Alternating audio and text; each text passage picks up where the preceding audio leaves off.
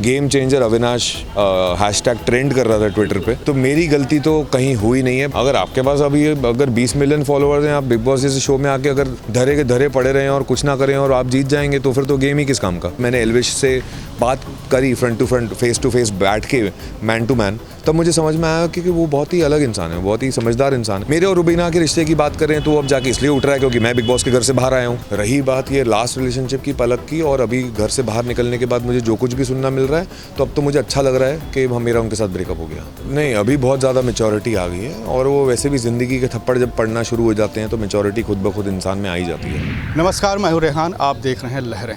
Big boss OTT अपने अंतिम चरण पर पहुंच चुका है और जल्द ही फिनाले होने वाला है, लेकिन इस बीच जो है प्रतियोगियों का जो एविक्शन है वो भी चल रहा है। हाल ही में शो से एविक्ट हुए हैं अभिनेता अविनाश सचदेव जी हमारे साथ इस वक्त हैं। जानेंगे हम कि उनका सफ़र कैसा रहा है और आखिर क्वार्टर फाइनल तक पहुँचने के बाद उनसे मिस्टेक कहाँ हो गई कि वो एविक्ट हो गए। सर, स्वागत है सबसे पहले आपका। Thank you so much.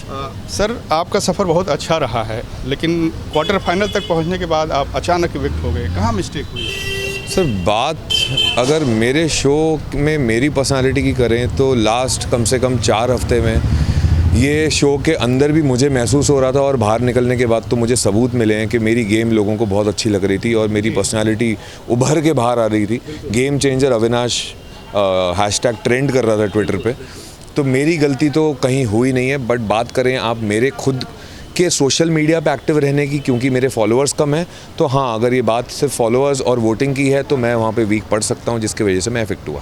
तो क्या आप ऐसा मानते हैं कि इस बार जो OTT है वो टीवी एक्टर्स या फिर सोशल मीडिया जो इन्फ्लुएंसर हैं, यूट्यूबर हैं, उनके बीच की ये लड़ाई है, और कहीं ना कहीं उनके जो फॉलोअर्स हैं या सोशल मीडिया पे वो ज़्यादा एक्टिव रहते हैं, आप लोग अपने काम में ज़्यादा बिजी रहते हैं, तो कहीं ना कहीं ये जो गैप है वो आपको जो है इस शो से नहीं, सिर्फ उसकी लड़ाई तो नहीं है, कहीं ना कहीं आपकी गेम तो अपनी खुद की पर्सनालिटी पे ही है। अगर आपके पास अभी अगर 20 मिलियन फॉलोअर्स हैं, आप बिग बॉस जैसे शो में आके अगर धरे के धरे पड़े रहें और कुछ ना करें और आप जीत जाएंगे, तो फिर तो गेम ही किस काम का।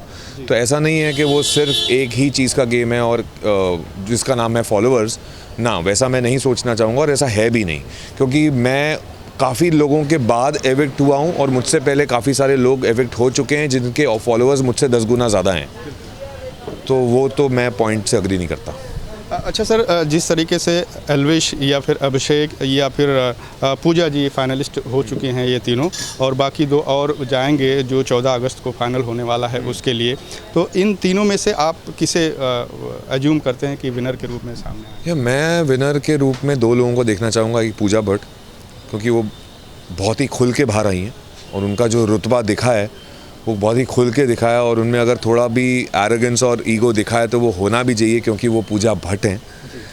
और दूसरा, मुझे जिसका पर्सनल गेम पसंद आ रहा है वो है एल्विश, क्योंकि एल्विश पहले वो मैं लड़ ली है तो मुझे उसकी पर्सनल साइड देखने को नहीं मिली, लेकिन जाने से कुछ दिनों तक की अगर बात करूँ, तो जब मैंने एल्विश से बात करी फ्रंट टू फेस बैठ के, मैन टू मैन, तब मुझे समझ में आया कि वो बहुत ही अलग इंसान है, बहुत ही समझदार इंसान है, और उसने मेरे सामने माना कि उसमें एंगर इश्यूज़ हैं और 2 सेकंड में उसे गुस्सा आ जाता है और ठंडा भी हो जाता है। तो वो बहुत ही अलग इंसान है जो खुद ही माफ़ी मांग लेता है। ईगो उसमें नाम की चीज़ है नहीं, घमंड नाम की चीज़ नहीं है, एरोगेंस नाम की चीज़ नहीं है, उस गुरूर में नहीं जीता वो कि मेरे इतने फॉलोअर्स हैं, जबकि हैं। तो मुझे पहले नहीं पता था ये, तो जब बाहर निकलने के बाद देख रहा हूँ कि उसके पास इतने फॉलोअर्स हैं, और अंदर जो उस एल्विश को देखा मैंने जिसमें बिल्कुल भी घमंड नहीं है, तो मुझे अच्छा फील होता है, तो वो अच्छा इंसान है। सर, आपकी पर्सनल लाइफ को लेकर जो भी कंट्रोवर्सी सामने आ रही है, अभी आपकी एक्स गर्लफ्रेंड पलक पुरसवानी बाहर आके आप पर दुनिया भर आरोप लगाई कि जो है हमने उनको एक मौका और दिया था, लेकिन उन्होंने हमारे साथ धोखा किया और रिश्ते को निभाया नहीं, और उसी वजह से उनके पिता को हार्ट अटैक आया। तो आप जो ये सवाल पूछ रहे हो, तो मैं आपको सबसे पहले ये बताना चाहता हूँ कि ये चीज़ अब बाहर आ रही है 21 महीने बाद, जबकि मेरे पिताजी और उनके भाई 1 साल से भी ज़्यादा टच में रहे, क्योंकि हमारे कुछ अकाउंट्स सेटल होने बाकी थे। सेकंड, उनके और मेरे काफ़ी सारे म्यूचुअल फ्रेंड्स हैं। थर्ड, हम दोनों खुद काफ़ी सारी म्यूचुअल पार्टीज़ में मिल चुके हैं और बहुत ही इज्जत से पेश आए हैं और बहुत ही अच्छे टाइम स्पेंड किए हैं। ये चीज़ कभी नहीं आई, क्योंकि उसमें कुछ सच्चाई है ही नहीं। मुझे पता है उनके पिताजी हॉस्पिटलाइज थे, नागपुर में, क्योंकि मैंने ही उनसे फ़ोन करके पूछा था कि पापा कैसे हैं।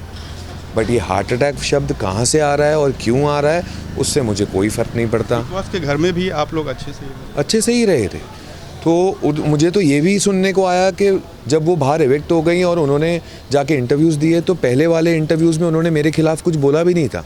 उनके जो पर्सनल इंटरव्यूज़ 3 दिन के बाद हुए हैं, उसमें उन्होंने बोलना शुरू किया।